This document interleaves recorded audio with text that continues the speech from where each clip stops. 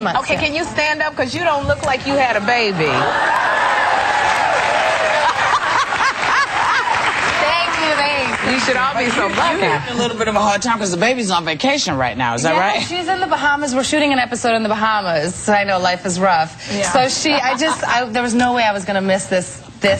You came in from the Bahamas? Yes. To the show. So she's with my mom. Yes. Oh, we love that. Yes. Who's the baby with? With my mother. Is this the first time being separated from the baby? It's the first time, and it's nerve-wracking, but she's with my mother, so can't be better. Nice. And the new season of Ugly Betty is kicking off on Friday.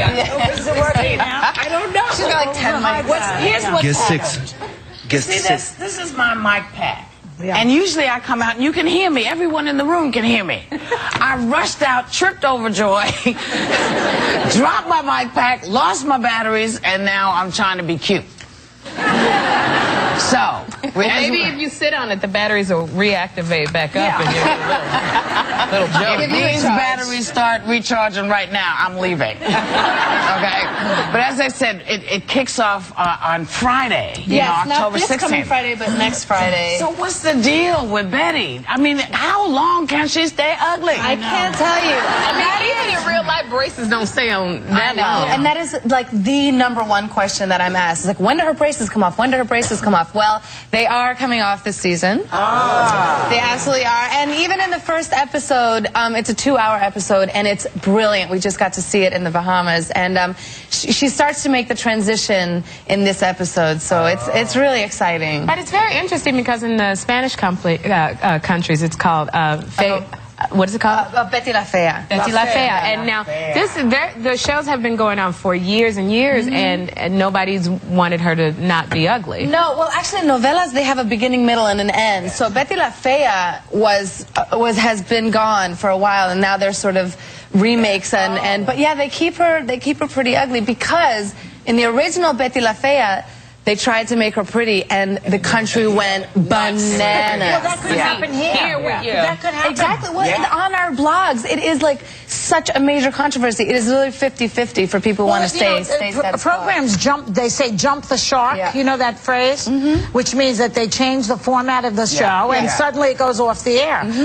Roseanne's show, that happened to her when they won the lottery. Yeah. I mean, it's very hard to keep it going. It would be like Spider-Man couldn't climb a building. Well, exactly. What would happen to Spider-Man? Well, that's why we don't want to make her. I know, but the show would not work anymore. Well, we're not gonna turn her into a supermodel. I mean, she is Betty, and she will always be Betty. But she's going to evolve. Yeah, she does, because that's what girls do. Absolutely. That's what young ladies do. They go from there. Yeah, it's going to be great. Well, speaking of evolution, right after Harry Connick Jr. was on The View last week, he was a guest judge on Australian talent shows Hey Hey It's Saturday that featured a Jackson 5 skit with 4 men in blackface behind a man in whiteface. Harry wasn't all that pleased. Take a look. And I just wanted to say on behalf of, of my country, I know it was done humorously, but, we've spent so much time trying to not make black people look like buffoons that when we see something like that, we take it really to heart. If I knew that was going to be a part of the show, I definitely wouldn't have done it. Oh. I applaud Harry Connick for doing that. It's really interesting. I got a lot of tweets from some Australian followers on my Twitter, and they said, this is something, our humor is different from your country's humor. It's about an American family. It's not about an Aboriginal family. When the Aborigines, they didn't treat them very well. What they don't have, well, that's absolutely true, but they also don't have an Aboriginal group that was anything like the Jackson family, the Jackson 5. Now, we also should mention that when this skit was done 20 years ago, they did the same thing. Michael was darker then because he was darker 20 years ago, and the group won. Yeah. So it